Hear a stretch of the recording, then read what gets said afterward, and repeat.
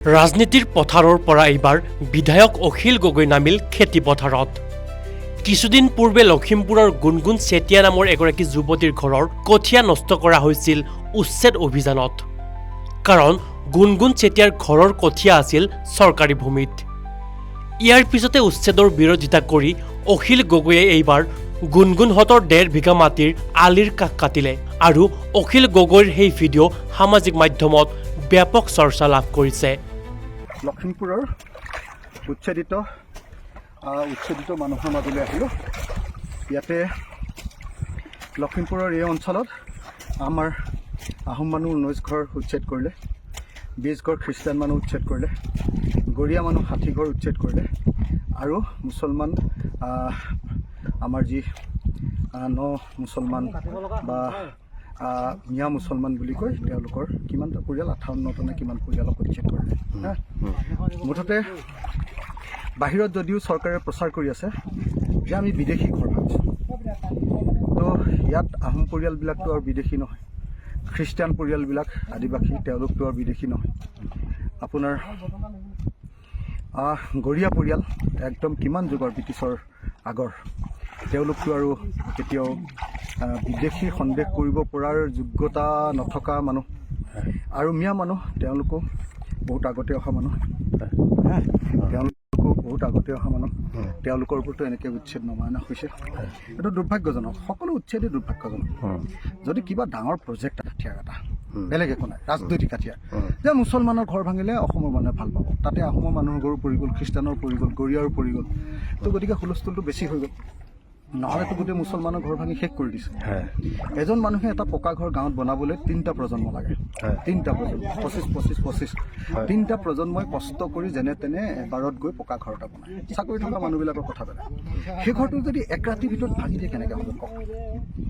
আজি যিবিলাকে বুজি নাপায়, আজি হিমন্ত বিশ্ব শৰ্মাই খেতি নকৰে, তেওঁ হাল ধৰিবই নাপায়, তেওঁ নিয়মমতে তেওঁ হালত ধৰিব নাপায়, কোনোদিন পথাৰত গৈ পোৱা নাই, কোনোদিন খেতি কৰি পোৱা নাই, কোনোদিন কচু খেতি কৰিব পোৱা নাই, নেমু খেতি কৰি পোৱা নাই, ধান খেতি কৰি পোৱা নাই, অন্য খেতি পোৱা নাই, মুগা পুহি পোৱা নাই।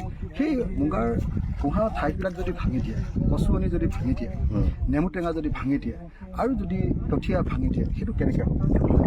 এই আমাৰ ককাইদেউ মানে আমাৰ গুণগুণৰ দেউতাক, এখেতসকলক যদি মই কওঁ আজিৰ দিনটোত আপুনি চব 4 বিঘা মাত্ৰ মাটি আছে।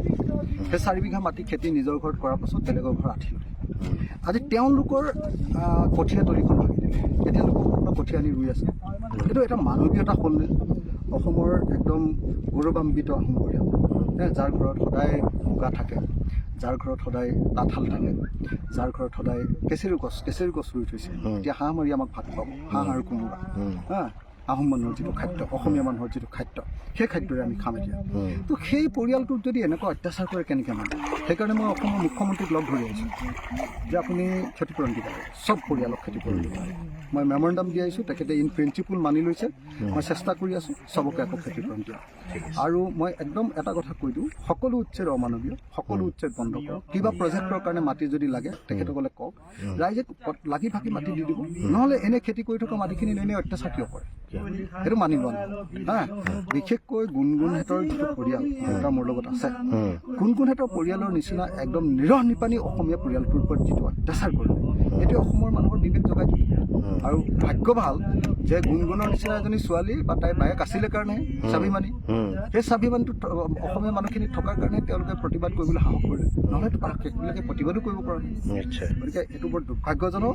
হিমন্ত বিশ্ব শৰ্মাই ৰাজনৈতিক হাথিয়াৰৰূপে মুছলমানৰ ওপৰত ঘৰ ভাঙি দিলে হিন্দু মানুহে ভোট দিব, এই ৰাজনৈতিক হাথিয়াৰ ব্যৱহাৰ কৰিবলৈ যিটো চেষ্টা কৰিছে সেইটো ভুল।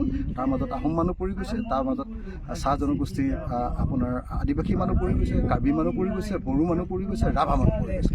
আমিতো নামানো। আমাৰ ট্ৰাইবেলৰ ওপৰত, আমাৰ আহোমৰ ওপৰত, আমাৰ কোচ কলিতাৰ ওপৰত, আমাৰ মৰাণ মটকৰ ওপৰত, আমাৰ গৰীয়াৰ ওপৰত, আমাৰ মুছলমান মানুহৰ ওপৰত, আমাৰ খ্ৰীষ্টান মানুহৰ ওপৰত, কোনো মানুহৰ ওপৰত এনেকুৱা অন্যায় অত্যাচাৰ আমি কেতিয়াও নকৰোঁ।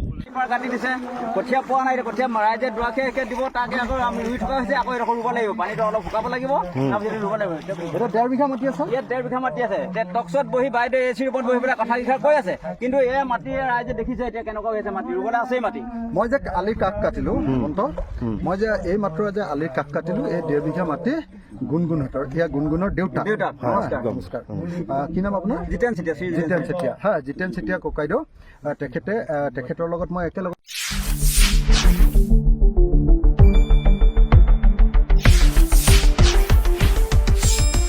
শুদ্ধ আৰু বিস্তৃত বাতৰিৰ বাবে চাই থাকক নিউজ ডেস্ক ৰিপৰ্ট।